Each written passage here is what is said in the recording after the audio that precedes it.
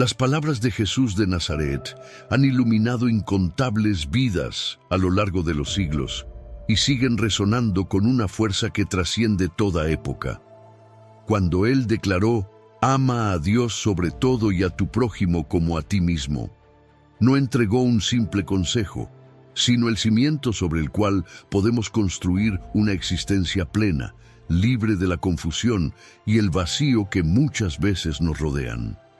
Quizá te has preguntado qué significa en la práctica amar así, con totalidad, con entrega, con autenticidad.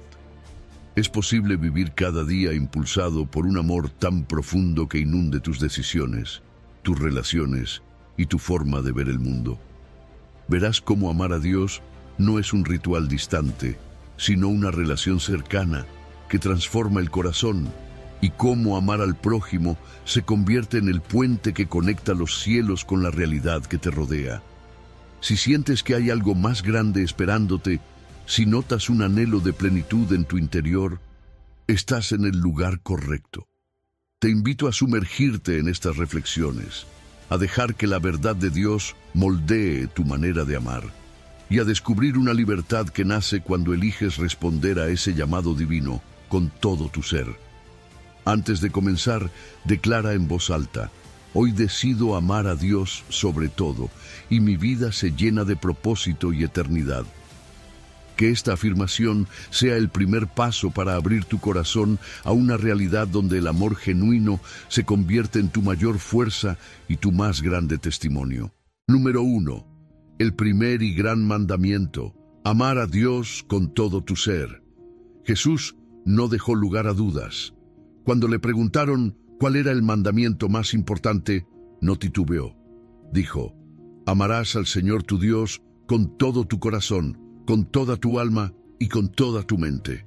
No dijo de vez en cuando, no dijo cuando te sientas bien, ni tampoco cuando lo necesites. Dijo con todo tu ser, con todo lo que eres, porque ese amor no es accesorio, es el fundamento, es el punto de partida de toda verdadera fe. Amar a Dios no es solo el primer mandamiento por orden, es el primero por prioridad, por magnitud, por esencia. Sin ese amor, lo demás se derrumba. Podemos hacer muchas cosas buenas, podemos seguir normas, podemos asistir a la iglesia, podemos incluso hablar en su nombre, pero si no amamos a Dios profundamente, estamos vacíos. La vida cristiana no se construye sobre rituales ni sobre apariencias, sino sobre una relación viva, auténtica y total con el Dios que nos creó y nos amó primero. Jesús no eligió sus palabras al azar. Dijo: «con todo tu corazón», y eso toca nuestras emociones, nuestros deseos, lo que valoramos. No basta con admirar a Dios intelectualmente. Hay que desear su presencia, anhelar su compañía, que nuestro afecto se incline hacia Él más que hacia cualquier otra cosa. Luego añadió: «con toda tu alma», que va más allá. Se refiere a nuestra esencia, a lo que somos cuando todo lo demás desaparece. Y finalmente, con toda tu mente. Porque el amor a Dios no es ciego, es consciente, reflexivo, profundo.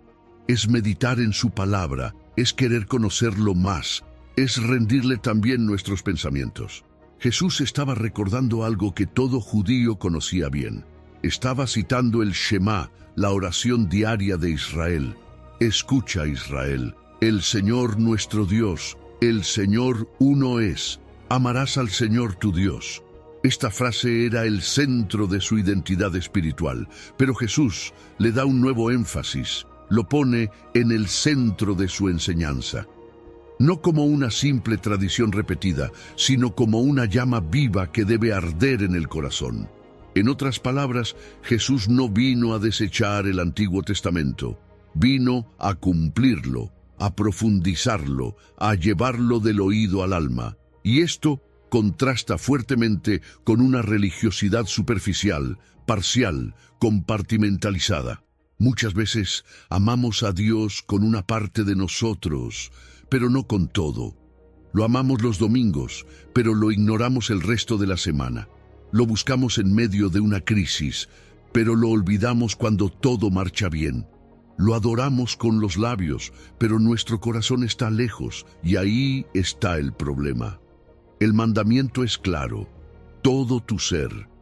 No se trata de dividir nuestra vida entre lo espiritual y lo cotidiano. Todo lo que somos, todo lo que hacemos, debe estar atravesado por el amor a Dios.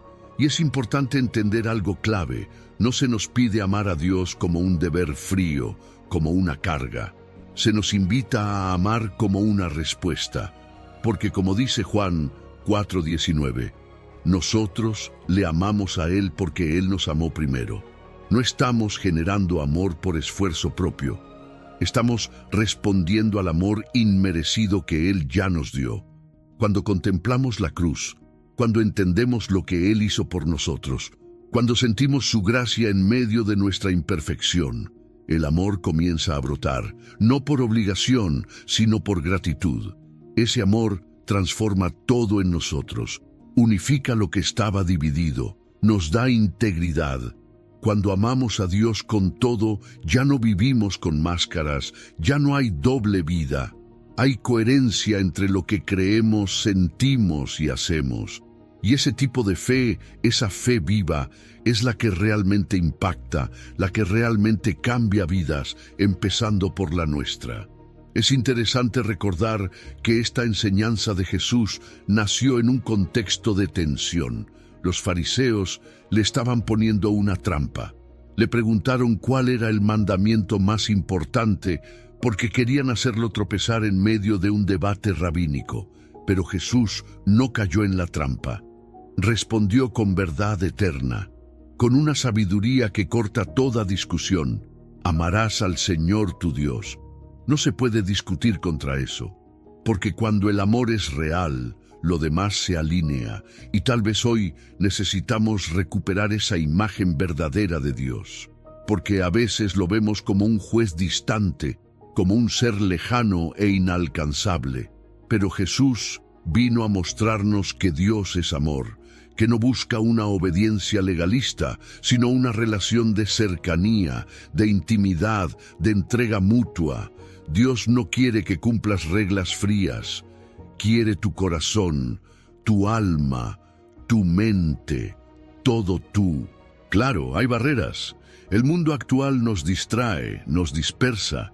El materialismo, la velocidad, la sobrecarga de estímulos. Todo compite por nuestra atención, y amar a Dios totalmente en este contexto requiere intencionalidad, decisión, disciplina espiritual. Pero vale la pena, porque cuando amamos a Dios como prioridad, encontramos propósito, tenemos dirección, no vivimos a la deriva, y cuando llegan las crisis, porque llegan, ese amor nos sostiene, nos centra, nos recuerda que no estamos solos. Amar a Dios con todo tu ser no solo honra a Dios, también te sana a ti, te llena, porque el amor a Dios es el antídoto perfecto para el vacío existencial que tantos experimentan. Nada llena como Él, ni el éxito, ni el placer, ni el poder, solo Él. Y los que han vivido esto lo saben. Cuando pones a Dios en el centro, todo cobra sentido, todo encuentra su lugar. Entonces, ¿realmente estamos amando a Dios con todo lo que somos o solo con una parte que necesita hoy rendirse a su amor? Tal vez tu mente que se distrae, tal vez tu corazón que se ha enfriado, tal vez tu alma que se siente lejos. Hoy es tiempo de volver, de amar como Él merece, con todo, porque cuando amamos así, estamos empezando a vivir la eternidad desde ahora. Número 2. Y el segundo es semejante, amar al prójimo como a ti mismo. Jesús fue claro, directo, sin rodeos. Y el segundo es semejante, amarás a tu prójimo como a ti mismo. No lo dejó como una opción, ni lo colocó como algo decorativo en la vida de fe. Dijo que este mandamiento es semejante al primero. ¿Te das cuenta de lo que eso significa? Que no se puede separar, que amar a Dios y amar al prójimo son dos caras de una misma moneda. No podemos pretender tener una relación profunda con Dios mientras ignoramos, maltratamos o menospreciamos a quienes están a nuestro alrededor. La palabra que Jesús usa, semejante, viene del griego homoios, que implica similitud en naturaleza, no solo en función. En otras palabras, no es solo que el segundo mandamiento se parece al primero, es que lleva el mismo ADN. Es imposible cumplir uno sin vivir el otro. Así lo confirma también Juan 4:20. Si alguno dice, yo amo a Dios y aborrece a su hermano, es mentiroso. El amor a Dios invisible se prueba en el amor al prójimo visible. No hay escapatoria. Si el amor no se traduce en trato, en paciencia, en compasión, en servicio, entonces no es verdadero amor. Pero, ¿quién es mi prójimo? Esta fue la pregunta que alguien le hizo a Jesús, buscando una definición cómoda, limitada. Y la respuesta de Jesús fue revolucionaria, la parábola del buen samaritano. Con eso, rompió toda barrera étnica, religiosa, cultural y social. El prójimo no es solo el que se parece a ti, el que piensa como tú, o el que te cae bien. El prójimo es cualquiera que cruza tu camino y necesita amor. Incluso, y especialmente, los que menos esperarías, los diferentes, los excluidos, los olvidados. Ahora bien, Jesús no solo dijo, ama a tu prójimo, sino como a ti mismo. Y eso no es un llamado al egoísmo, sino a usar el amor sano que naturalmente sentimos por nosotros como medida para amar a los demás. Cómo cuidas de ti, cómo procuras tu bienestar, tu descanso, tu alimento, tu dignidad, esa es la base. Porque si realmente valoramos nuestra vida, si reconocemos lo que necesitamos, entonces podemos empezar a ver a los otros con la misma humanidad. El amor cristiano no niega el cuidado personal, lo expande hacia afuera. Aquí es donde todo se vuelve real, porque uno puede decir que ama a Dios, pero el verdadero campo de pruebas es el trato diario con las personas, con los que viven contigo, con los que te contradicen, con los que te han herido. Ahí es donde se materializa el amor espiritual, no en palabras bonitas, sino en acciones concretas, en perdonar, en escuchar, en servir sin esperar nada a cambio. El amor al prójimo revela si realmente entendimos el corazón de Dios. Y este amor, cuando es genuino, se vuelve testimonio. Jesús lo dijo, en esto conocerán todos que sois mis discípulos, si tenéis amor los unos por los otros.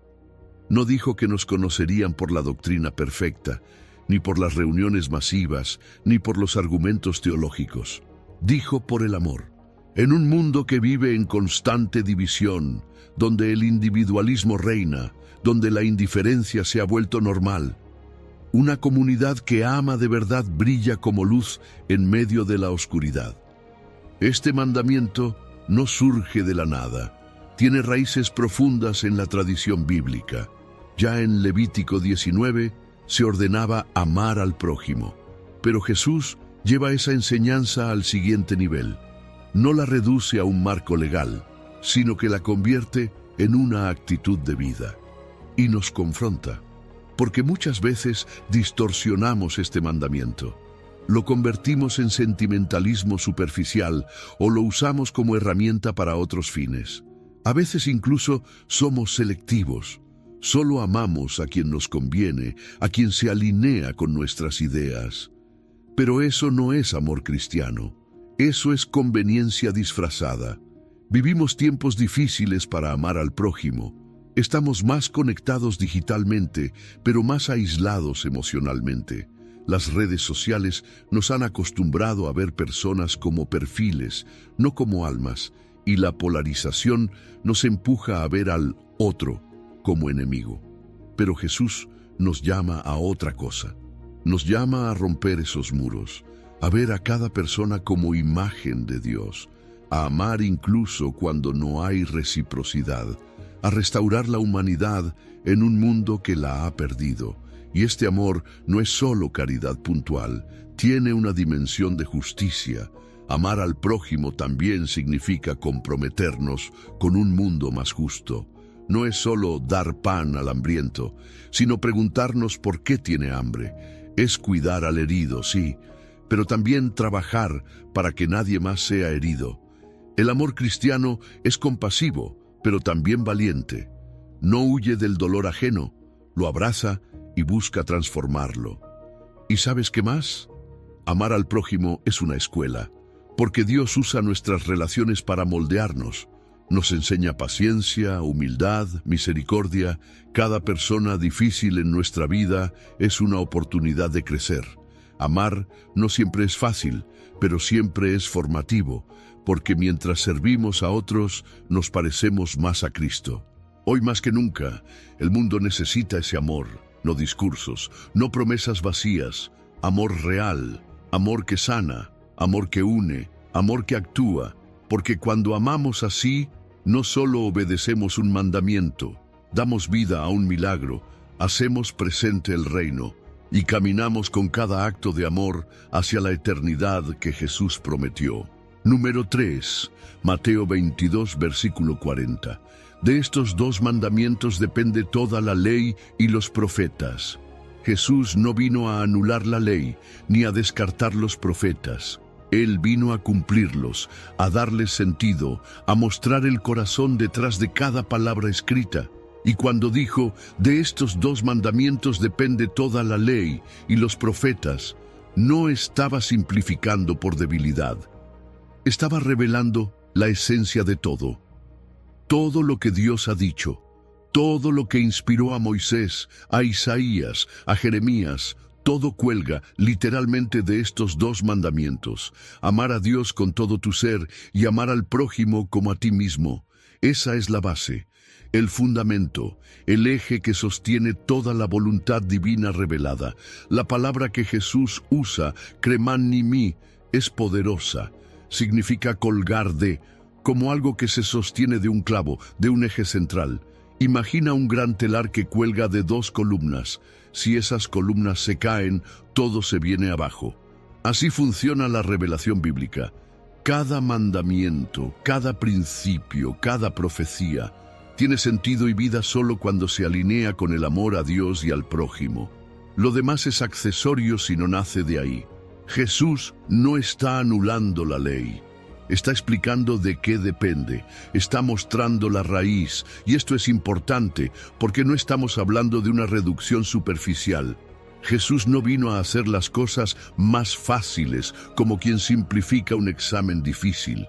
Él simplificó sin perder profundidad, dio claridad sin quitar poder. Su enseñanza no es simplismo, es sabiduría divina, porque lo que parecía complejo, con cientos de mandamientos y regulaciones, ahora se entiende desde un eje claro.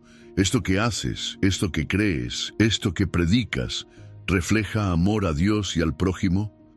El Antiguo Testamento está lleno de normas, fiestas, prohibiciones, códigos de conducta, y todo eso tenía un propósito. Pero si no revelaba amor, se convertía en ritual vacío. Por eso Jesús no solo interpreta, Él revela el verdadero propósito de la ley: expresar el amor de Dios, mostrar su carácter, guiarnos hacia una vida que refleje su amor en la práctica. Entonces, cuando leemos la Escritura, necesitamos ese filtro. ¿Cómo esto me lleva a amar más a Dios? ¿Cómo me enseña a tratar mejor a mi prójimo? Esto también unifica nuestra vida ética, porque a veces tratamos los mandamientos como piezas sueltas, desconectadas entre sí. Esto es moral, esto es doctrinal, esto es ritual. Pero Jesús los une todos bajo un solo criterio. El amor es lo que da coherencia. No obedecemos por miedo, ni por tradición, ni por apariencia. Obedecemos porque amamos. Y si lo que hacemos no nace del amor, por más correcto que parezca, está vacío. Este principio también nos da una herramienta para evaluar toda práctica religiosa. Jesús fue claro al denunciar una religiosidad sin amor. Fariseos que daban el diezmo hasta de las hierbas, pero eran duros con los demás. Líderes que conocían la Escritura, pero no reconocían al Mesías que tenían enfrente. Hoy también es necesario preguntarnos, ¿mi espiritualidad está produciendo más amor a Dios?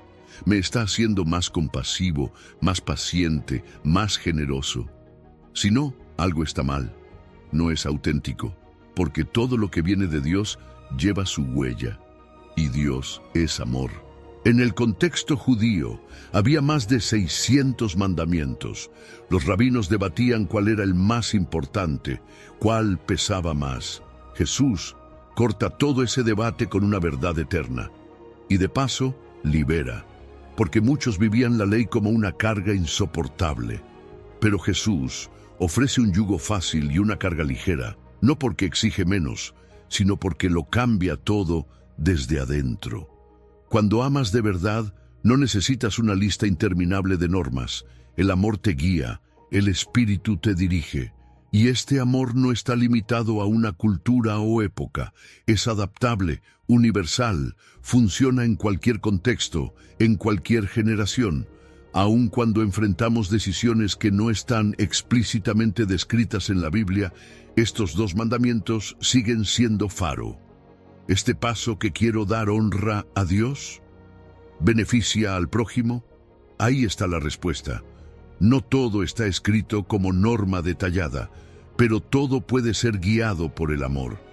Además, pensar así nos ayuda a organizar nuestra mente espiritual. En lugar de vivir con miedo a equivocarnos, podemos vivir con la paz de saber que si amamos bien, vamos en la dirección correcta. Y eso transforma no solo nuestra conducta, sino nuestra manera de vivir la fe. No como esclavos del legalismo, sino como hijos que aman. Jesús no eliminó la tradición judía, pero sí la purificó. Conservó lo eterno, transformó lo que estaba distorsionado. No vino a tirar la estructura, vino a revelar el corazón, porque detrás de cada no matarás, no robarás, no codiciarás, hay un llamado a amar, y si el amor falta, todo lo demás pierde sentido. Y esto también nos da una clave para el mundo de hoy. Vivimos rodeados de espiritualidades, filosofías, caminos alternativos. ¿Cómo discernir lo verdadero? Jesús lo dijo: por sus frutos.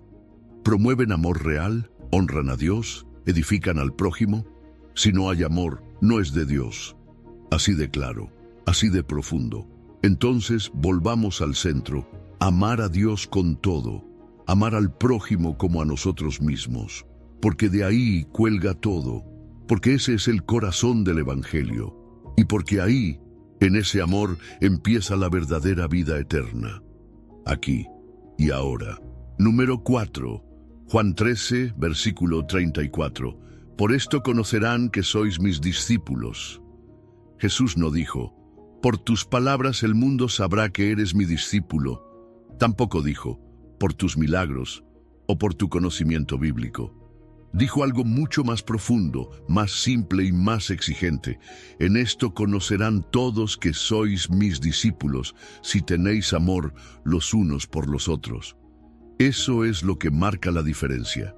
El verdadero cristianismo no se reconoce por un logo, por un lema, por un evento. Se reconoce por el amor que fluye entre sus miembros, un amor real, palpable, paciente, que perdona, que acompaña, que construye puentes donde otros levantan muros. El amor mutuo es la credencial del discipulado auténtico.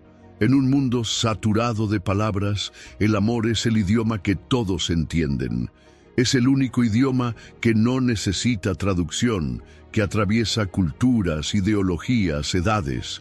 Un amor que no es selectivo ni cómodo, sino que sigue el modelo que Jesús dejó.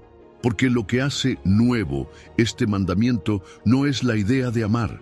Eso ya estaba en la ley antigua, sino el estándar, como yo os he amado. Y Jesús no amó con condiciones, ni desde la distancia. Amó lavando pies, abrazando leprosos, perdonando traidores, muriendo por enemigos. Ese es el nivel de amor que se espera dentro del cuerpo de Cristo. No como una carga impuesta, sino como el fruto natural de una vida transformada. Pero no se trata solo de un llamado individual, sino de una visión colectiva. Porque la fuerza de este testimonio está en lo comunitario. Jesús está hablando a un grupo, Y el impacto no depende de un creyente que ama bien, sino de una comunidad entera que encarna el amor de Cristo. Un grupo de personas distintas, de orígenes diversos, pero que se aman como familia, y que eso sea visible. Eso tiene poder. Eso cambia percepciones, derrite corazones, abre puertas donde antes solo había rechazo. Es fácil caer en señales falsas de discipulado. Podemos tener la teología correcta, pero tratar con frialdad a nuestros hermanos. Podemos estar activamente sirviendo, pero guardando resentimientos. Podemos conocer toda la doctrina, pero fallar en lo más básico: amar. Pablo lo dice con fuerza en 1 Corintios 13. Si no tengo amor, nada soy. Nada. Todo lo demás se convierte en ruido si falta el amor. Incluso la ortodoxia doctrinal tan necesaria pierde su fuerza cuando no va acompañada de una vida que ama, que abraza, que restaura. Y no se trata de un amor genérico hacia la humanidad, sino de un amor concreto hacia las personas que tienes cerca. Tus hermanos en la fe, aquellos con los que compartes la vida de iglesia, con los que oras, sirves, a veces discutes y de quienes esperas comprensión. Ese amor cotidiano es el que da credibilidad al mensaje. El amor que se ve en cómo nos tratamos, cómo resolvemos diferencias, cómo nos perdonamos, porque el mundo está observando, no tanto lo que decimos, sino cómo vivimos. El contexto en el que Jesús dice estas palabras lo hace aún más impactante. Era la última cena. Horas antes de su arresto, Jesús sabía lo que venía. Y entre todo lo que podía decir como despedida, elige esto: ámense como yo los he amado. Un mandamiento dado después de lavarles los pies, después de postrarse como siervo. Jesús no solo enseñó con palabras, enseñó con gestos, con actos radicales de humildad. Y esa es nuestra guía. La Iglesia, en su mejor versión, es una familia alternativa, no perfecta, pero profundamente comprometida, donde los vínculos no se basan en intereses, ni en sangre, ni en gustos, sino en el amor de Cristo. Hermanos y hermanas que se acompañan, se sostienen, se corrigen con ternura. Y eso es profundamente contracultural, porque hoy, en medio de una sociedad fragmentada, donde el individualismo reina, donde la soledad es epidemia, una comunidad que realmente ama se vuelve luz en la oscuridad. Claro, hay obstáculos. A veces hemos convertido la iglesia en un lugar donde se asiste, no donde se pertenece, donde hay programas, pero poca conexión real, donde se predica amor, pero se practica juicio. Pero Dios nos llama a más, no a fingir amor para quedar bien, sino a vivirlo desde el corazón, a formar comunidades donde haya espacio para la vulnerabilidad, para el perdón, para el crecimiento mutuo. Porque amar así no es espontáneo, requiere trabajo, disciplina, formación. Aprender a tolerar, a ceder, a servir con alegría, requiere estructuras que favorezcan la intimidad, no solo la actividad. El mundo tiene hambre de pertenencia, sed de amor real. Y la iglesia, cuando vive el amor como Jesús mandó, se vuelve hogar para los heridos, refugio para los solitarios, escuela de sanidad para los rotos. Es más que una institución. Es una familia que da testimonio de un reino diferente. Así que si queremos que el mundo vea a Jesús en nosotros, no hay atajo. Amémonos los unos a los otros. No con discursos, sino con hechos. No con perfección, sino con sinceridad. Porque en esto, y solo en esto, conocerán que somos verdaderamente sus discípulos. Número 5. Juan 14, versículo 15.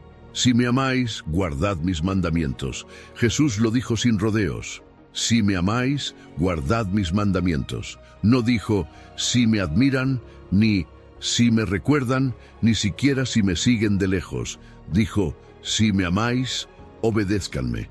Porque en el reino, el amor no es solo un sentimiento, es una decisión que se manifiesta en acciones concretas. Y esto nos confronta. porque vivimos en una cultura que ha confundido amor con emoción pasajera. Pero Jesús nos revela un amor más profundo, más maduro, más comprometido, el amor que obedece. Amar a Cristo no se prueba en momentos de euforia espiritual. No se mide por cuánto lloramos en la adoración, ni por cuántas veces decimos «Te amo, Señor». Se verifica en lo cotidiano, en las decisiones silenciosas, en elegir lo correcto cuando nadie te ve, en amar al enemigo, perdonar al ofensor, servir al invisible. Eso es amor verdadero. No el que se declara, sino el que se demuestra. No el que emociona, sino el que transforma.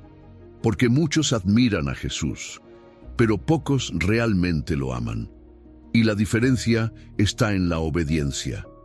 Amor y obediencia no son opuestos, como muchos piensan. Al contrario, se alimentan entre sí. Cuanto más amamos, más queremos obedecer.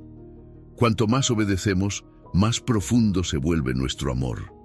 No obedecemos porque alguien nos vigila, sino porque nuestro corazón fue conquistado. No cumplimos para ganar aceptación, sino porque ya fuimos amados primero. Y eso cambia todo.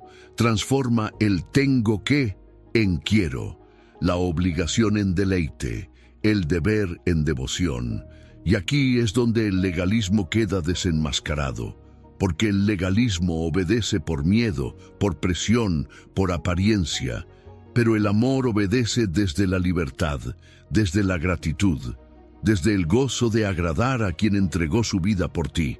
Obedecer sin amor es cargar una cruz ajena, pero obedecer por amor es caminar con la cruz de Cristo sabiendo que Él va contigo. Es una obediencia que no aplasta, sino que eleva, no encadena, sino que libera. Jesús no quiere seguidores obedientes por obligación. Quiere amigos que obedezcan porque le conocen, porque confían en Él, porque han sido tocados por su amor. Y eso solo puede surgir desde una relación viva, no desde la religión, sino desde la intimidad, desde la experiencia personal de saber que Él te amó cuando eras indigno, que dio su sangre por ti, que te restauró con paciencia. Cuando entiendes eso, obedecer ya no es sacrificio, es privilegio. Por eso, el amor a Cristo es el motor de toda vida cristiana, no el temor al castigo, ni la culpa por el pasado, ni la presión de encajar. El verdadero impulso nace del corazón agradecido, y ese amor no es ciego. Involucra todo, mente, corazón y voluntad. Es una entrega completa, cabeza que conoce a Cristo, corazón que se conmueve por Él, manos que actúan para agradarlo, discipulado integral, amor que piensa, que siente, que hace. Jesús dijo estas palabras justo antes de ir a la cruz. Estaba en la última cena, en ese ambiente de despedida donde cada palabra contaba. No dio discursos teológicos, dio instrucciones simples y eternas, y después de hablar de amor y obediencia, prometió al Espíritu Santo, porque sabía que sin Él esto no sería posible. Obedecer por amor no es obra humana, es fruto del Espíritu en nosotros. Por eso no se trata de esforzarse más, sino de rendirse más, de depender, de estar conectados. Claro que hay desafíos. Vivimos en una época que exalta la autonomía absoluta. La idea de obedecer suena anticuada, hasta ofensiva, pero lo que el mundo llama libertad muchas veces es otra forma de esclavitud. Hacer lo que quiero, sin referencia a Dios, termina vaciando el alma. Y muchos lo han comprobado. Buscaron libertad en romper las reglas y encontraron soledad, ansiedad, confusión. Pero quienes se rindieron a Cristo, quienes comenzaron a obedecer por amor, descubrieron una libertad más profunda, la libertad de saber quién eres, de tener dirección, de vivir en paz con tu conciencia, de caminar en propósito. Obedecer a Jesús no te hace menos libre, te hace verdaderamente libre, porque su voluntad es buena, agradable y perfecta. No vino a controlarte, vino a guiarte. No vino a quitarte vida, vino a darte vida en abundancia. Y cuanto más lo conoces, más entiendes que cada mandamiento suyo no es una cadena, es una llave que abre puertas de plenitud, de protección, de propósito. Así que si te preguntas cómo amar más a Dios, empieza por obedecer lo que ya sabes. Empieza pequeño, sé fiel en lo sencillo. Hazlo desde el corazón, no para impresionar, sino para honrar, porque el amor real no se dice, se vive, y si lo amas, obedecerás, no por obligación, sino por amor. Número 6, Juan 15, versículo 9. Permaneced en mi amor, la comunión permanente. Como el Padre me ha amado, así también yo os he amado. Permaneced en mi amor. Esta no es una frase decorativa, es una invitación, una orden llena de ternura, una llave que abre el secreto de la verdadera vida cristiana. Jesús no nos está llamando a una visita esporádica a su amor, nos está llamando a vivir ahí, a hacer del amor de Cristo nuestra morada, nuestro refugio, nuestra dirección permanente, porque cuando habitas en ese amor, todo lo demás se ordena, la identidad, las emociones, las decisiones, el propósito. Todo cobra sentido bajo la luz de ese amor que no cambia. El amor no es algo que simplemente recibimos una vez y guardamos en el recuerdo. Es un flujo divino, eterno, dinámico. El amor fluye del Padre al Hijo y del Hijo a nosotros. Y nosotros somos invitados a participar de esa corriente, a entrar en ese ciclo de comunión, a sumergirnos en esa fuente que nunca se agota. Jesús no está hablando solo de afecto, está hablando de una conexión viva, constante, donde el alma se alimenta y florece. Permanecer es elegir, es cultivar, es volver una y otra vez a ese lugar donde todo comenzó, el amor. La palabra que usa Jesús, meinate, no implica pasividad. Es un llamado a elegir conscientemente, cada día, quedarnos ahí. No es sentir su amor ocasionalmente, sino habitar en él como quien decide vivir en una casa segura. Y eso requiere intención, porque hay muchas cosas que buscan sacarnos de ahí. El ritmo acelerado de la vida, las preocupaciones, las heridas, el ruido del mundo que nos grita que no valemos, que no somos suficientes, que debemos hacer más para ser amados. Pero Jesús dice lo contrario. Ya eres amado, solo permanece. Y ese permanecer no se sostiene en emociones inestables, sino en obediencia. Jesús no separa el amor de los mandamientos. Dice, si guardáis mis mandamientos, permaneceréis en mi amor. No porque el amor dependa de lo que hacemos, sino porque la obediencia es el camino que mantiene la conexión viva, como una planta que permanece unida a la vid, como un río que necesita cauce para fluir. La obediencia no es la condición del amor, es su expresión. Y es también el medio por el cual nos mantenemos conscientes, despiertos, conectados con ese amor. Jesús mismo vivió así. Él no nos pide nada que Él no haya hecho. Dice, yo he guardado los mandamientos de mi Padre y permanezco en su amor. Cristo vivió en una comunión constante con el Padre, y su obediencia, incluso hasta la cruz, fue la máxima expresión de ese amor. Nosotros, como discípulos, estamos llamados a seguir ese patrón. No se trata de cumplir reglas frías, sino de vivir desde un vínculo profundo que se fortalece en cada acto de obediencia nacida del amor. Y cuando entendemos esto, el amor deja de ser un concepto abstracto y se convierte en un lugar real, un espacio habitable, un hogar espiritual. No solo visitamos el amor de Dios en momentos devocionales, lo habitamos. Es nuestro lugar seguro, nuestra morada en medio del caos, el lugar donde podemos descansar sin tener que demostrar nada, donde no necesitamos máscaras, donde la gracia nos abraza y la verdad nos afirma. Ese lugar existe y se llama Cristo. El contexto de esta enseñanza es aún más rico. Jesús acaba de hablar de la vid y los pámpanos. Nos dice que así como la rama no puede dar fruto si no permanece unida a la vid, nosotros tampoco podemos producir nada verdadero si no permanecemos en él. Y eso solo se logra permaneciendo en su amor. Porque el fruto no se fuerza, fluye de la conexión. Y esa conexión se fortalece cuando elegimos amar, perdonar, confiar, obedecer.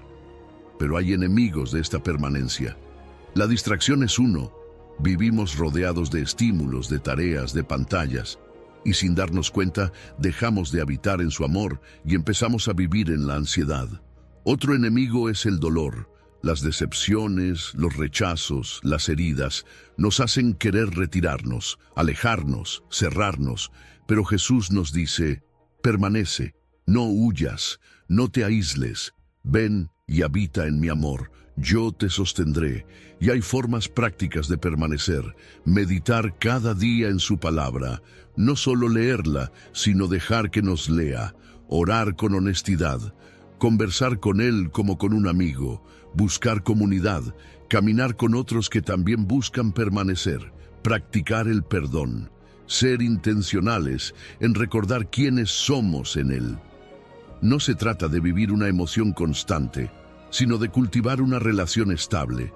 Cuando permanecemos en su amor, el fruto llega. Paz en medio de la tormenta, amor por los que antes costaba amar, gozo que no depende de las circunstancias, fortaleza en la debilidad, propósito que trasciende, porque el que permanece, florece, y mientras todo a nuestro alrededor cambia, el amor de Cristo no cambia. Es firme, es eterno y está disponible hoy. Ahora, entonces, ¿qué significa para ti hoy permanecer en su amor? ¿En qué parte de tu vida necesitas volver a habitar en ese refugio divino? Jesús lo dijo claramente, permanece y vivirás. Número 7. Juan 15, versículo 12. Nadie tiene mayor amor que este, el amor sacrificial. Nadie tiene mayor amor que este, que uno ponga su vida por sus amigos. Así lo dijo Jesús, y no fue una metáfora, no fue una frase bonita para conmover, fue una declaración profética, un anticipo de lo que estaba a punto de hacer, porque pocas horas después, él mismo sería entregado, juzgado injustamente, golpeado sin defensa, clavado en una cruz, por amor, no por obligación, no por error, por elección, por amor a nosotros. Esa es la medida real del amor cristiano, dar la vida, no en teoría, no en palabras, darla de verdad, porque amar, en el lenguaje del cielo, siempre significa sacrificio. Jesús elevó el estándar. Ya no se trata solo de amar como a ti mismo, sino como yo os he amado. ¿Y cómo nos amó Él? Con entrega total, sin reservas, sin condiciones, sin medir el costo. Nos amó cuando no lo merecíamos. Nos buscó cuando estábamos perdidos. Nos perdonó desde la cruz. Esa es la referencia. Ese es el nuevo mandamiento. Y con eso resume toda la ética cristiana. Todo se reduce a esto. Ama como Cristo amó, no por emoción, sino por decisión. No con palabras bonitas, sino con hechos concretos que implican renuncia. Porque el amor verdadero siempre cuesta algo. Amar de verdad te saca de la comodidad. Te empuja a ceder el paso, a perdonar primero, a callar cuando quieres gritar, a dar cuando preferirías guardar, a servir cuando no recibes nada a cambio. El amor cristiano no se mide por lo que sientes, sino por lo que estás dispuesto a entregar. Y no se trata solo de morir físicamente, aunque hay quienes han llegado a ese punto, sino de morir cada día a ti mismo, a tu ego, a tu necesidad de tener la razón, a tus derechos, a tus planes, porque cada acto de amor sacrificial, por pequeño que sea, refleja el corazón de Cristo. Y esto no es algo que nace de nuestro esfuerzo, es el fruto de haber sido amados así primero. Nosotros no inventamos este amor, lo recibimos. en la cruz, en cada gesto de gracia que Dios ha tenido contigo, y cuando ese amor te marca, ya no puedes vivir igual. El amor sacrificial recibido se convierte en amor sacrificial dado. Es un ciclo de gracia. Primero eres alcanzado, luego te conviertes en canal, y así el mundo ve a Cristo a través de ti. No porque predicas con fuerza, sino porque amas con entrega. Y eso se ve en lo cotidiano, en lo sencillo, en esas pequeñas decisiones diarias que nadie ve. Cuando interrumpes tu comodidad para escuchar, cuando das tiempo que no tenías, cuando eliges bendecir en vez de vengarte, cuando renuncias a tu orgullo para restaurar una relación, ahí es donde el amor se vuelve real. No son grandes gestos teatrales, es el goteo constante del sacrificio diario. La suma de miles de pequeños sí al otro, y eso transforma, eso impacta, eso predica más que 1000 sermones. Jesús dijo estas palabras en la última cena, horas antes de dar su vida, y no solo habló, vivió lo que enseñó, lavó pies, compartió pan, se ofreció a sí mismo y dejó un memorial, el pan partido, el vino derramado, para que nunca olvidemos que el amor verdadero se parte y se derrama, que amar es dejar de vivir solo para uno, que el amor verdadero deja huellas y a veces cicatrices. Y aunque parezca contradictorio, hay una paradoja gloriosa aquí, porque en el reino de Dios, quien pierde su vida por amor, la encuentra. Quien se entrega, recibe. Quien muere al ego, vive en plenitud. No hay mayor alegría que saberse útil en las manos del amor. No hay paz más profunda que la que nace del sacrificio por los demás. Por eso Hebreos dice que Jesús, por el gozo puesto delante de él, soportó la cruz. Porque el amor sacrificial no solo da, también recibe gozo eterno. Claro, esto choca con la cultura actual. Vivimos rodeados de mensajes que nos dicen: cuídate, protege lo tuyo, no te dejes usar, piensa primero en ti. Pero Jesús nos muestra otro camino, uno que no se basa en el beneficio propio, sino en el servicio, en la entrega, en poner al otro antes que a uno mismo. Eso no se entiende desde la lógica del mundo, pero sí desde el cielo. Y cuando una comunidad entera vive así, el mundo cambia, porque el amor que pone su vida por los demás tiene poder transformador. Y hay miles de ejemplos, mártires que dieron la vida por no negar a Cristo, misioneros que dejaron casa y comodidad para servir en lugares lejanos, padres que renuncian a sueños por el bienestar de sus hijos, hermanos que perdonan traiciones por amor a Cristo, santos anónimos que cada día mueren a sí mismos por amor. Ellos son reflejo del amor más grande, del amor que no se rinde, del amor que salva. Entonces, si hoy te preguntas cómo puedes amar mejor, mira la cruz y pregúntate: ¿qué puedo entregar yo hoy por amor? ¿Qué parte de mí necesita morir para que Cristo viva en mí? Porque Jesús lo dijo claramente: nadie tiene mayor amor que este, que uno ponga su vida por sus amigos. Y en eso descubrimos la vida eterna, aquí y ahora. Número 8. Romanos 13, versículo 8. El amor al prójimo como cumplimiento de la ley. No debáis a nadie nada, sino el amaros unos a otros. Así comienza Pablo esta enseñanza. Y no está hablando solo de deudas financieras. Está revelando una verdad espiritual profunda. El amor es la única deuda que nunca se termina de pagar. Es una obligación viva, constante, inagotable. Porque por mucho que ames hoy, mañana seguirás llamado a amar. El amor nunca se agota, porque es la expresión continua del corazón de Dios en nosotros. Y cuando entendemos esto, dejamos de ver el amor como un acto ocasional y empezamos a verlo como una forma de vivir. Pablo no está simplificando la ley para minimizarla, sino para darle su verdadero enfoque. Lo que hace es extraordinario. Toma todos los mandamientos: no adulterarás, no matarás, no hurtarás, no mentirás, no codiciarás. Y los resume en una sola frase: amarás a tu prójimo como a ti mismo. Porque quien ama de verdad no necesita una lista detallada, no necesita que le digan no hagas esto o aquello. Si amas, naturalmente respetas, cuidas, sirves, proteges. El amor no es la abolición de la ley, es su cumplimiento más alto. Es cumplir la ley desde el corazón, no desde la obligación externa. Este tipo de amor transforma completamente nuestra ética diaria. Ya no se trata de cumplir normas por miedo o costumbre, sino de actuar desde un principio interior que guía cada decisión. El amor se convierte en un filtro moral. Ante cada situación, la pregunta no es «¿esto es legal?», sino «¿esto hace bien al prójimo?». Y si la respuesta es no, entonces no es compatible con el camino de Cristo, así de claro, así de revolucionario.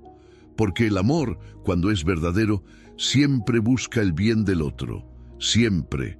Y Pablo lo dice con fuerza: el amor no hace mal al prójimo. Esa es la definición mínima del amor, no dañar. Si nuestras palabras, nuestras acciones, nuestras decisiones perjudican a otro, entonces no estamos caminando en amor, por muy correctos que nos parezcan. A veces, incluso con buenas intenciones, podemos herir. Por eso, el amor implica sensibilidad, conciencia, empatía activa, pensar en cómo mis elecciones afectan al que tengo al lado. Y eso requiere madurez espiritual.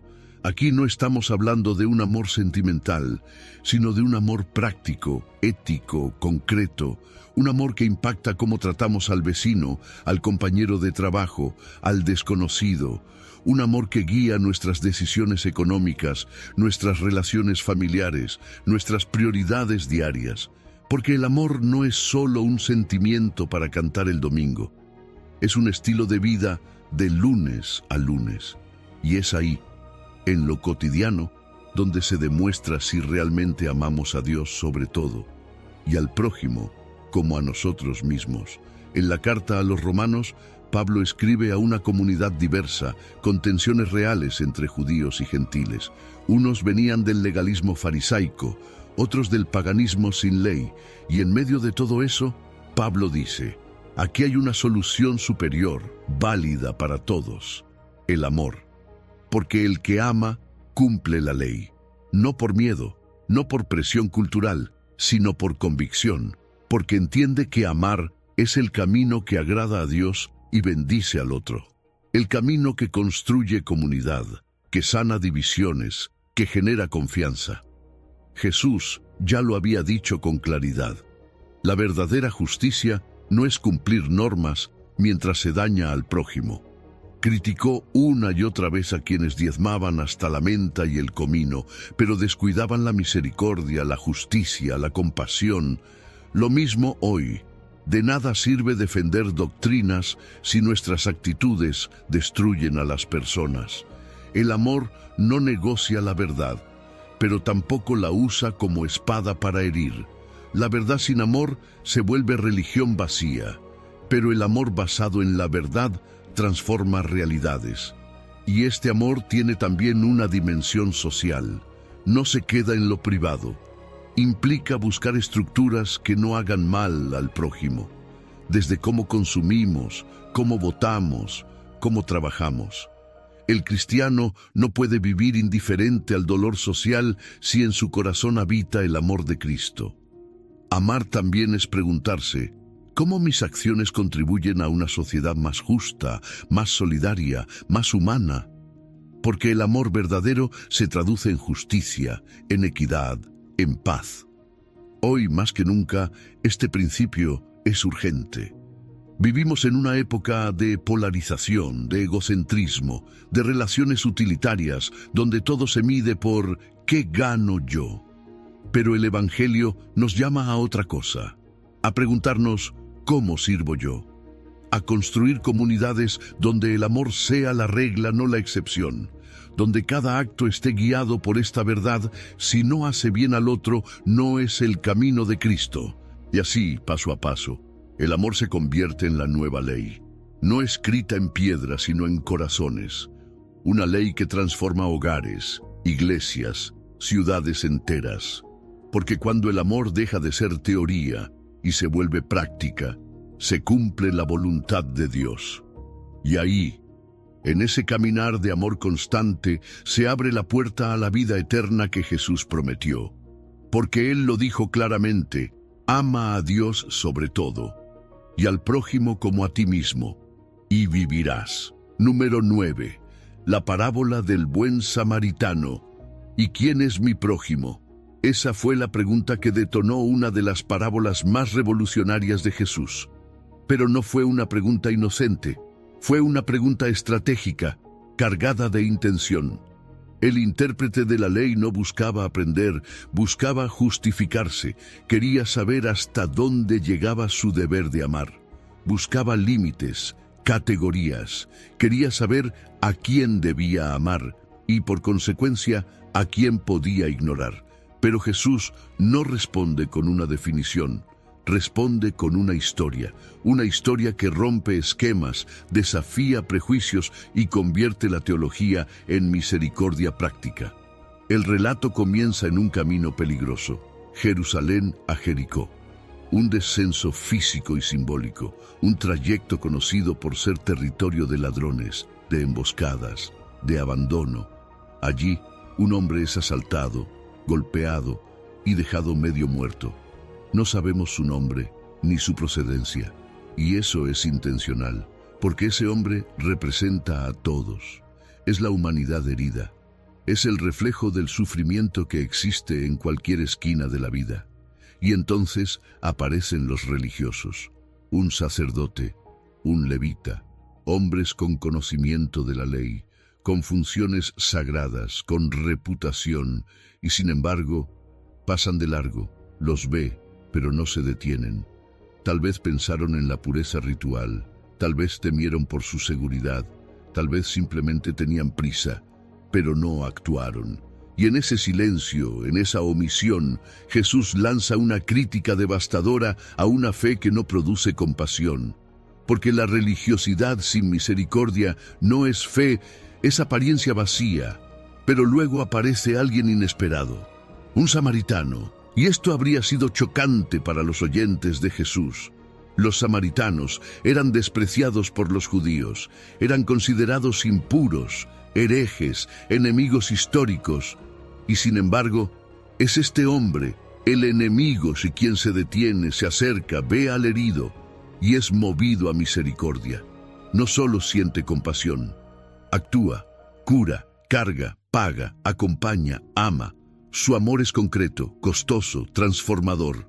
Jesús no solo redefine quién es el prójimo, redefine cómo ser prójimo. Porque al final de la parábola la pregunta cambia. Ya no es quién es mi prójimo, sino de quién fui yo prójimo.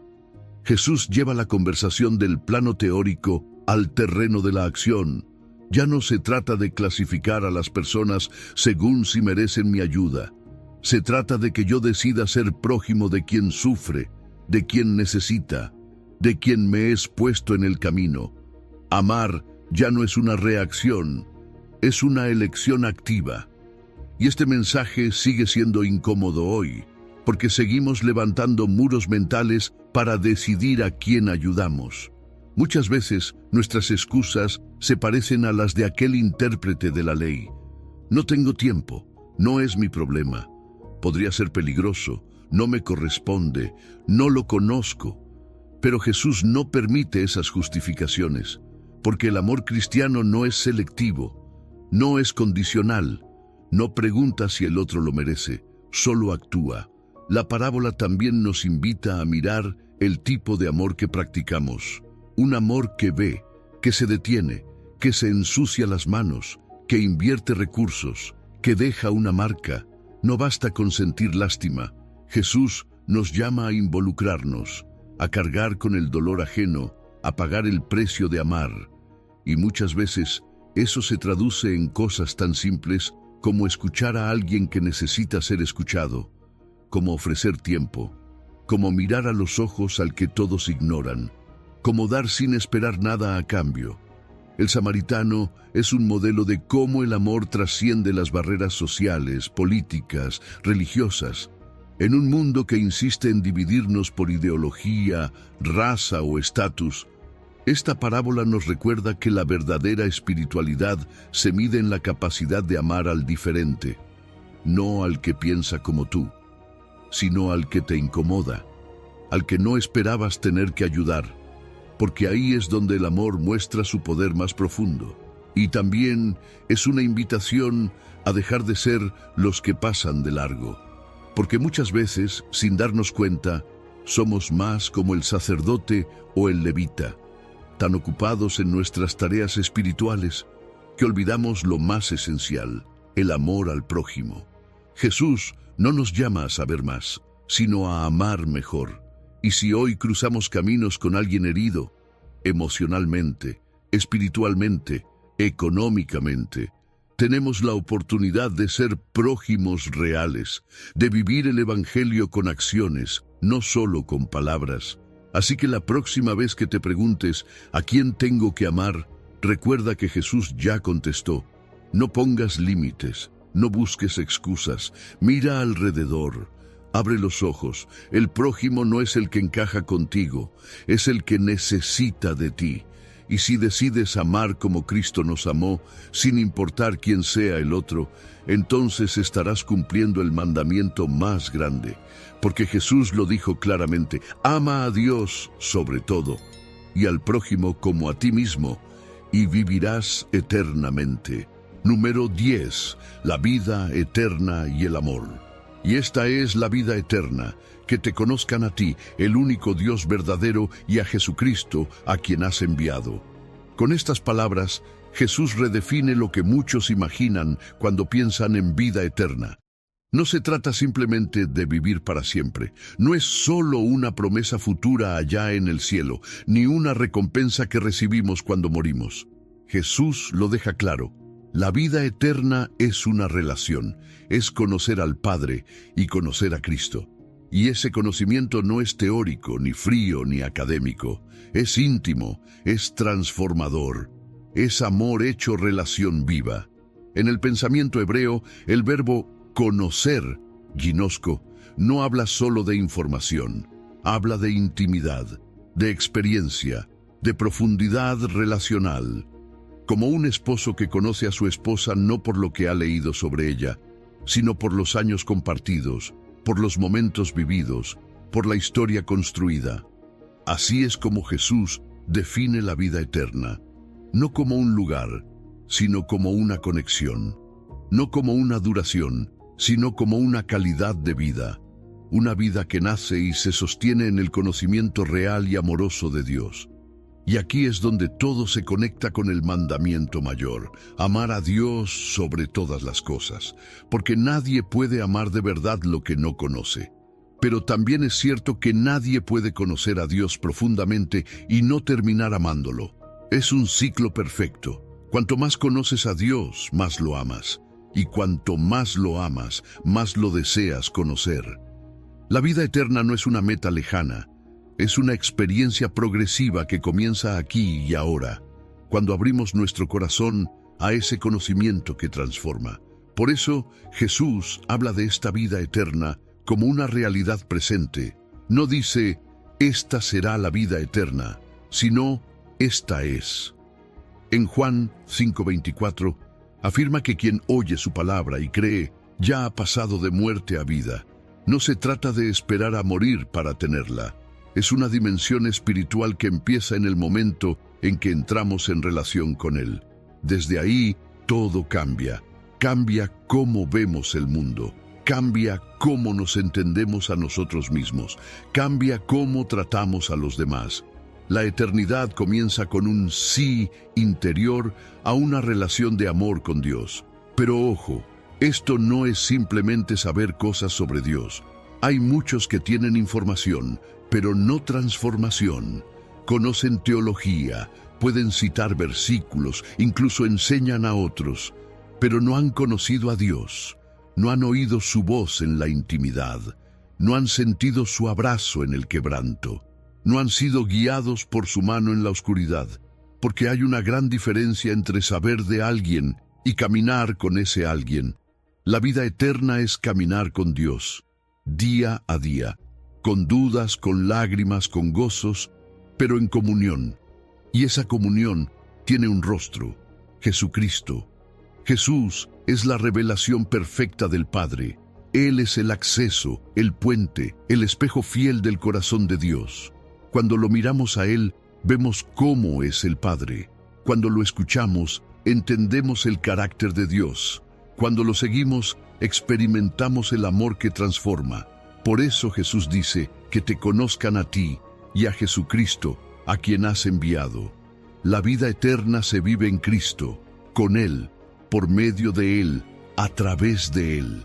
La noche antes de la cruz, Jesús oró por esto. En su oración sacerdotal, lo que más deseaba no era que sus discípulos fueran poderosos ni reconocidos, sino que conocieran al Padre, porque sabía que ese conocimiento era el secreto de una vida plena. Sabía que sin relación todo se vuelve religión, y que solo desde la comunión verdadera se puede amar a Dios con todo el corazón, y al prójimo como a uno mismo. Hoy, muchas personas viven con una imagen distorsionada de la vida eterna. La imaginan como una especie de existencia aburrida en las nubes, o la reducen a una promesa de escapar del infierno. Pero Jesús nos invita a verla como lo que realmente es, una relación profunda que comienza ahora y que ningún poder puede destruir. Una vida donde el alma se ancla en el amor del Padre, se moldea con la presencia del Hijo y se vivifica con la guía del Espíritu. Y esto tiene implicaciones muy prácticas, porque si la vida eterna es conocer y amar a Dios, entonces la prioridad de nuestra vida debe ser esa relación. Más allá del activismo religioso, más allá de los logros espirituales, más allá incluso del ministerio, está la comunión, el tiempo a solas con Dios, la escucha atenta, la adoración sincera, el estudio de la palabra no como obligación, sino como un encuentro con el amado, y también la comunidad, porque en el cuerpo de Cristo experimentamos dimensiones del amor de Dios que no podemos vivir en aislamiento. En un mundo donde tantas personas viven desorientadas, buscando identidad, buscando significado, Jesús nos ofrece algo radical: conocer al Dios verdadero, entrar en una relación que sana, afirma, transforma. Y eso es vida eterna. Así que no esperes a morir para comenzar a vivirla. Comienza hoy, conócelo, ámalo, camina con Él. Porque Jesús lo dijo claramente: ama a Dios sobre todo y al prójimo como a ti mismo, y vivirás eternamente. Número 11. El que ama ha nacido de Dios, la familia del amor. Amados, amémonos unos a otros, porque el amor es de Dios. Todo aquel que ama es nacido de Dios y conoce a Dios. Así escribe el apóstol Juan, no desde la teoría, sino desde una convicción nacida de décadas caminando con Jesús. Él no está proponiendo una idea bonita para la convivencia. Está revelando el corazón del Evangelio. El amor es el ADN espiritual de quienes han nacido de nuevo. No es un accesorio opcional, no es un plus para los más espirituales. Es la evidencia básica de que Dios vive en ti. Porque si Dios es amor, y no solo alguien que ama, sino amor en esencia, entonces quien ha nacido de Él necesariamente lleva ese amor en su interior.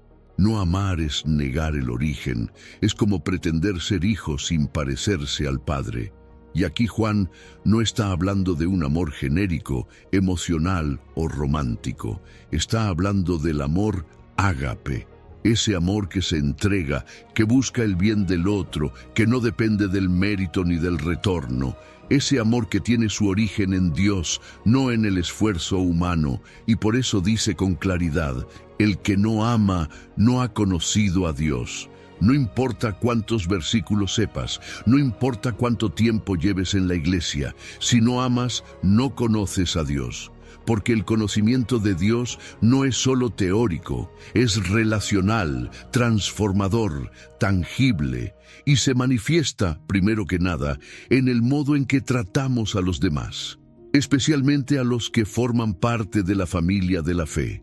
La iglesia no fue diseñada como una organización más.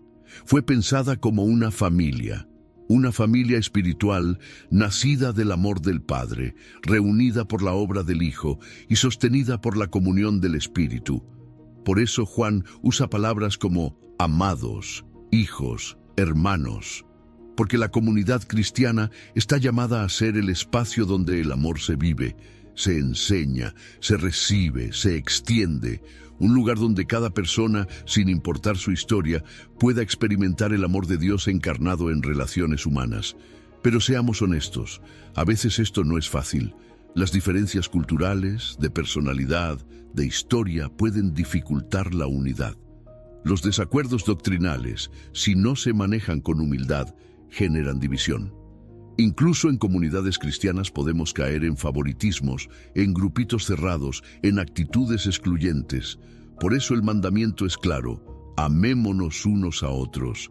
No dice amen solo a quienes les caen bien, ni amen solo a los que piensan igual. Dice todos, con todos, en todo tiempo. Y ese amor tiene formas muy concretas. Se expresa en la hospitalidad, en abrir nuestras puertas, nuestras mesas, nuestras agendas. Se expresa en la generosidad, cuando compartimos con los que necesitan, en el perdón, cuando elegimos restaurar en vez de alejarnos, en el acompañamiento silencioso, cuando nos quedamos junto al que sufre, en el servicio diario, cuando vemos las necesidades de nuestros hermanos como nuestras. Amar no siempre es grandioso. Muchas veces es simplemente estar, escuchar, orar, abrazar, no juzgar. Porque en una sociedad marcada por el aislamiento, la competencia y la superficialidad emocional, la comunidad del amor es revolucionaria. Muchos hoy viven rodeados de gente pero profundamente solos, con miles de seguidores digitales, pero sin un solo amigo real, con agendas llenas pero con el corazón vacío. Y en ese escenario, la iglesia tiene una oportunidad gloriosa: ser casa, ser familia, ser respuesta al hambre de pertenencia que este mundo no puede saciar. Y esto no se logra por buenas intenciones, se logra porque el amor que recibimos de Dios comienza a fluir a través de nosotros. El amor es de Dios, dice Juan. No nace de nuestra capacidad, nace de su presencia. Lo que hacemos es dejarnos transformar, permitir que su amor eche fuera el egoísmo, la indiferencia, el juicio. Y cuando eso ocurre, la iglesia se convierte en lo que siempre debió ser: un reflejo visible del amor invisible de Dios. En un tiempo donde todo parece dividirnos, política, ideología, cultura, Dios nos llama a algo superior: construir una familia de fe donde lo que nos une sea más fuerte que cualquier diferencia, donde amar no sea la excepción, sino la norma, donde podamos decir, como Juan, el que ama ha nacido de Dios y conoce a Dios, porque Jesús lo dijo claramente: ama a Dios sobre todo y al prójimo como a ti mismo, y vivirás eternamente. Y si ese prójimo es tu hermano en la fe, entonces empieza por ahí. Ama hoy y hazlo visible, porque en el reino el amor no es teoría, es familia. Número 12. El amor como la mayor de las virtudes. Y ahora permanecen la fe, la esperanza y el amor, estos tres, pero el mayor de ellos es el amor. Con esta frase, Pablo no solo concluye uno de los pasajes más bellos de toda la Escritura, sino que establece la jerarquía divina de las virtudes. No está despreciando la fe ni la esperanza. De hecho, son esenciales, pero está dejando algo claro. Hay una virtud que trasciende incluso a las demás. una que no es solo una herramienta espiritual, sino el corazón de todo el reino de Dios. Y esa es el amor, porque la fe, por profunda que sea, algún día ya no será necesaria. Cuando estemos cara a cara con Dios, ya no necesitaremos creer en lo que no vemos. La fe se transformará en visión, y la esperanza, esa ancla del alma que nos sostiene en medio de las pruebas, también se cumplirá plenamente cuando estemos en su presencia. Pero el amor permanecerá. No hay fin para él. Es eterno porque es la esencia misma de Dios. Pablo no dijo, Dios es fe o Dios es esperanza. Dijo, Dios es amor. Y por eso, cuando amamos de verdad, estamos reflejando lo más puro de su naturaleza. Participamos de lo eterno, imitamos lo divino. No hay acto más cercano al corazón de Dios que un acto de amor genuino, porque todo lo demás, dones, talentos, conocimiento, pasará. Pero lo que hicimos con amor, eso permanece, eso trasciende, eso deja huella en la eternidad. El capítulo 13 de Primera de Corintios no fue escrito como un poema romántico para bodas, aunque hoy lo escuchemos así. Fue una confrontación pastoral en medio de una iglesia dividida, llena de conflictos y ego espiritual, en un contexto donde muchos se jactaban de sus dones milagrosos, de su conocimiento, de su capacidad para profetizar o hablar en lenguas. Pablo levanta la voz y dice, si no hay amor, no sirve de nada. Puedes hablar como ángel, dar todos tus bienes e incluso entregar tu cuerpo, pero sin amor no tiene valor eterno. Así de radical, así de claro. Y en medio de eso, Pablo habla también de madurez. Cuando yo era niño, hablaba como niño, pero cuando fui hombre, dejé lo que era de niño. Amar es señal de crecimiento espiritual. No cuánta doctrina sabes, ni cuán intensa es tu adoración. Amar con paciencia, con humildad, sin buscar lo suyo, sin llevar cuentas del mal, sin jactarse. Ese tipo de amor revela a Cristo en ti. Ese amor es el que mide la estatura espiritual de una persona. Este mensaje fue profundamente contracultural en su tiempo. En la ética grecorromana, las virtudes más valoradas eran la templanza, la justicia, la prudencia, la fortaleza. Todas importantes, sí, pero ninguna de ellas se acercaba al amor como la virtud suprema. Pablo rompe con esa lógica y presenta el amor no como una emoción o un ideal moral, sino como el fundamento de una nueva humanidad. Y eso cambió la historia, cambió cómo se formaron comunidades, cambió cómo se entendió el liderazgo, el servicio, la vida misma. Pero el amor que Pablo describe no es un sentimiento volátil, es una decisión activa, es compromiso, es acción, es servicio. No es amor porque siento bonito, es amor cuando elijo perdonar, cuando decido ceder, cuando cargo con el otro, cuando me sacrifico sin buscar reconocimiento, cuando sirvo en lo secreto, cuando me niego a responder con mal al que me hirió. Ese amor es integral, toca la mente, el corazón y las manos. Y por eso mismo hay muchos falsos sustitutos que debemos discernir. Hay religiosidad sin amor, que se vuelve rutina vacía. Hay ortodoxia sin amor, que se convierte en juicio y arrogancia. Hay activismo sin amor, que suena fuerte, pero no transforma nada. Como dice Pablo, es un címbalo que retiñe. Hace ruido, pero no deja melodía. Hoy vivimos en un mundo éticamente fragmentado, donde las decisiones se toman por conveniencia, por impulso, por emoción, donde ya casi no hay principios unificadores. Pero el amor verdadero, puede volver a ordenar la ética personal y colectiva. Es un principio que integra, que da dirección, que ilumina cada elección. Si algo no nace del amor o no lleva al amor, no tiene valor duradero. El amor simplifica sin empobrecer.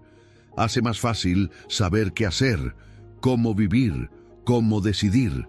Así que cuando Jesús nos llama a amar a Dios sobre todo y al prójimo como a nosotros mismos, no está dando un consejo moral, está revelando el camino de la plenitud, el secreto de la vida eterna, porque el que ama verdaderamente ya está participando de la vida que no termina. Y como Pablo lo afirmó con total certeza, ahora permanecen la fe, la esperanza y el amor. Pero el mayor de ellos es el amor, porque amar en el reino de Dios no es solo un mandato, es la mayor virtud, es el centro, es el todo. Número 13. La superioridad del amor sobre el conocimiento. El conocimiento envanece, pero el amor edifica. Así comienza Pablo esta reflexión en su carta a los Corintios. Y no lo dice para despreciar el conocimiento, sino para ubicarlo en su lugar correcto. Porque el problema no es saber, el problema es creernos superiores por lo que sabemos, porque si el conocimiento no está atravesado por el amor, se convierte en orgullo, se infla, se convierte en algo hueco, como un globo, grande por fuera, vacío por dentro. Pablo está hablando a una comunidad que discutía con fuerza sobre temas prácticos, en este caso, sobre si era lícito comer alimentos sacrificados a los ídolos. Algunos decían, sabemos que un ídolo no es nada, así que podemos comer tranquilamente. Y tenían razón teológica, pero no tenían amor, porque al ejercer ese conocimiento, sin considerar la conciencia de sus hermanos más débiles, estaban dañando al cuerpo. Por eso Pablo dice, el conocimiento solo no basta, tiene que ser guiado por el amor. Porque mientras el conocimiento puede separar, el amor siempre construye. Y aquí aparece un diagnóstico espiritual que nos interpela profundamente. Si alguno se imagina que sabe algo, aún no sabe nada como debe saberlo. Es decir, hay un tipo de conocimiento que es engañoso, que alimenta el ego pero no transforma el carácter, que da la ilusión de profundidad pero no genera humildad. Pablo está denunciando el autoengaño espiritual, porque saber mucho de Dios no es lo mismo que conocer a Dios. Y no se puede conocer verdaderamente a Dios sin amar. Por eso el apóstol concluye con una frase tan hermosa como profunda. Pero si alguno ama a Dios, es conocido por Él. No dice, si alguno sabe mucho de Dios. Dice, si ama. Porque el conocimiento que realmente importa no es cuánto sabemos de Dios, sino cuánto nos hemos dejado conocer por Él, cuánta relación tenemos, cuánto nos hemos rendido. En la lógica del reino, conocer es amar, y amar es ser conocido. Esa es la verdadera sabiduría. El conocimiento que transforma no es solo informativo, es relacional. No se trata solo de acumular datos bíblicos o doctrinales. Se trata de dejar que esa verdad nos atraviese, nos conmueva, nos ablande el corazón. Porque la meta de la doctrina no es ganar argumentos, es formar el carácter de Cristo en nosotros. Y eso solo ocurre cuando el conocimiento se somete al amor. Esto no significa negar la importancia del estudio, del aprendizaje, de la profundidad teológica. Al contrario, significa integrarlo, ponerlo en su lugar, que la mente no se desconecte del corazón, que cada verdad aprendida nos haga más humildes, más compasivos, más pacientes, que en vez de usar el conocimiento para competir, lo usemos para servir, para consolar, para guiar con ternura. Y esto es más urgente hoy que nunca. Vivimos en la era de la información. Todo está a un clic de distancia. Podemos tener acceso a toneladas de contenido bíblico, cursos, conferencias, debates.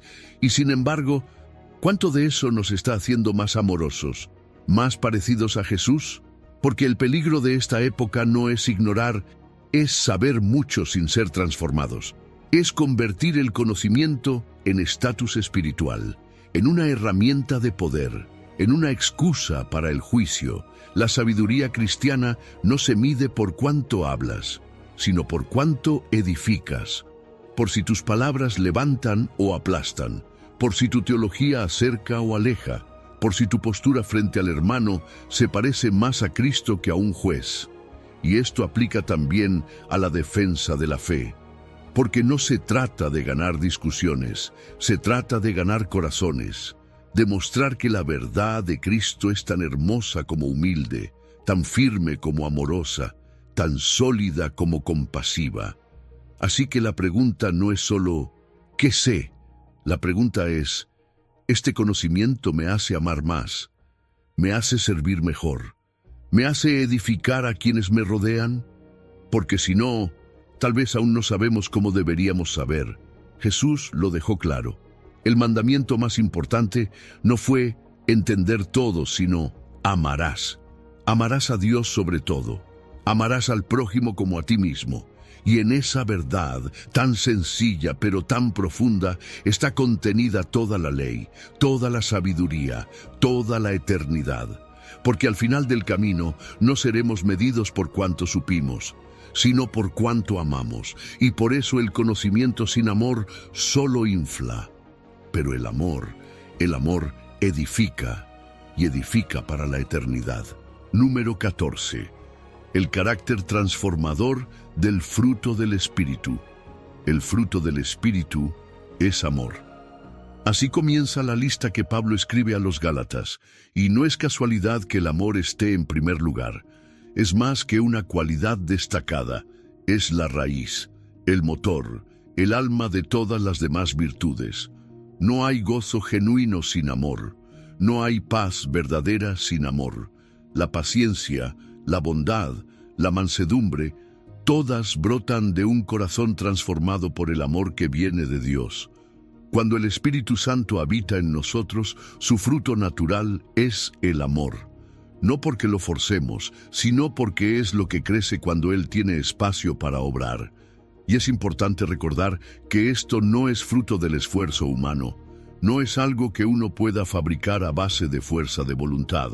Pablo no dice, el fruto del creyente es amor, sino el fruto del Espíritu. Eso significa que es resultado de una obra sobrenatural.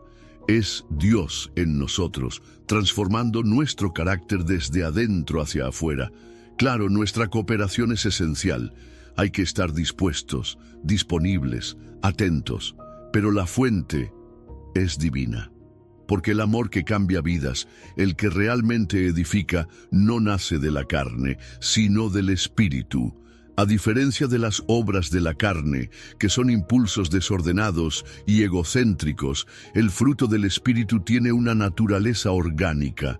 Es como una semilla que crece con el tiempo. No aparece de la noche a la mañana, no se puede apurar. Pero si el terreno está bien cultivado, si el corazón permanece conectado a la vid, que es Cristo, el fruto comienza a aparecer. Primero como brote tímido, luego como rama sólida, hasta que un día, sin darte cuenta, tu paciencia es mayor, tu amabilidad más constante, tu dominio propio más estable. El Espíritu ha estado trabajando en ti, y es interesante que Pablo diga fruto en singular, no frutos. No son 9 frutos diferentes entre los que uno pueda elegir. No es un menú espiritual. Es una sola esencia que se expresa en múltiples dimensiones. Amor, gozo, paz, paciencia, son como los gajos de una misma fruta. No puedes tener gozo verdadero sin amor, ni paciencia auténtica sin paz. Todo está conectado. No es perfección instantánea, pero sí integración progresiva. El Espíritu no forma partes sueltas en ti, forma un carácter entero, un corazón unificado, una vida coherente. Ahora bien, cuando ese fruto empieza a madurar, produce algo más que cualidades personales. Produce libertad. Pablo dice, contra tales cosas no hay ley. Porque cuando una vida está guiada por el amor, no necesita estar restringida por normas externas, no porque desprecie la ley, sino porque la supera. El amor no necesita que le digan no hagas mal al prójimo. Simplemente no lo hace, porque el amor edifica. Y cuando eso ocurre, se cumple el propósito mismo de la ley, no por imposición, sino por transformación. Esto es profundamente coherente con el mensaje central de Gálatas: la libertad en Cristo. No una libertad para hacer lo que se me antoja, sino la verdadera libertad que surge cuando el Espíritu gobierna mi interior. Una libertad que produce paz, porque ya no vivo esclavo de mis pasiones, ni de mi ego, ni del juicio de los demás. Vivo movido por el amor, y eso se nota en cómo hablo, cómo respondo, cómo escucho, cómo sirvo. El fruto se ve, y cuando el mundo lo ve, ve a Cristo en nosotros. Pero ese fruto también requiere cultivo. Como cualquier planta, hay que regarla, exponerla al sol, quitar las malas hierbas. En la vida espiritual, eso se traduce en oración, en meditación de la palabra, en comunidad que nutre. También en silencio, en obediencia, en arrepentimiento constante. Hay cosas que bloquean el crecimiento: el orgullo, la prisa, la amargura. Hay otras que lo favorecen: la humildad, la entrega, la gratitud. Cada día es una oportunidad para preparar el terreno y dejar que el Espíritu trabaje. Y en una cultura que tiende a la fragmentación, donde las personas viven vidas divididas, identidades rotas, emociones disociadas, el fruto del Espíritu es también sanidad interior. Nos unifica, nos integra, nos da coherencia. Ya no soy una persona en la iglesia y otra en el trabajo. Ya no aparento paz, pero por dentro estoy lleno de rencor. El Espíritu produce en nosotros una vida entera, donde el amor transforma todas las áreas. Ese amor que viene de Dios y que al crecer nos hace más semejantes a Cristo.